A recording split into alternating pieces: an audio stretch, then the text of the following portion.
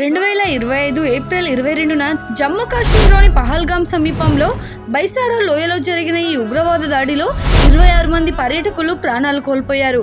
ఈ దాడి 2008 ముంబై ఉగ్రవాద దాడి తర్వాత భారతదేశంలో జరిగిన అత్యంత ఘోరమైన దాడిగా గుర్తించారు.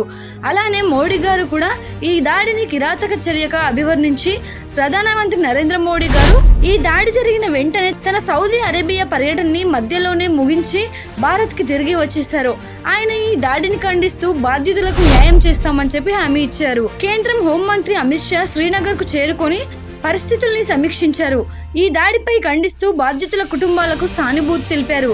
భారత్ ఉగ్రవాదానికి తలవంచదు, నేరస్తులు శిక్షించబడతారు అని చెప్పి ఆయన పేర్కొన్నారు. దాడి సమయంలో ఉగ్రవాద సైనికుల దుస్తులను ధరించి పర్యాటకులపై విచక్షణ రహితంగా కాల్పులు జరిపారు.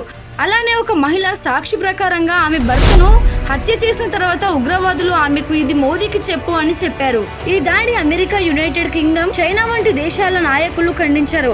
అమెరికా ఉపాధ్యక్షుడు జేడీ వాన్స్ దాడి సమయంలో భారత్లోనే ఉన్నారు.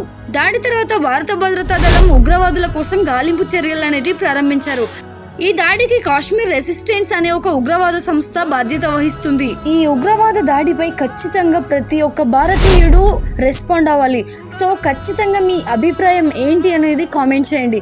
అలానే వీడియోని లైక్ చేసి, షేర్ చేసి, సబ్స్క్రైబ్ చేసుకోండి.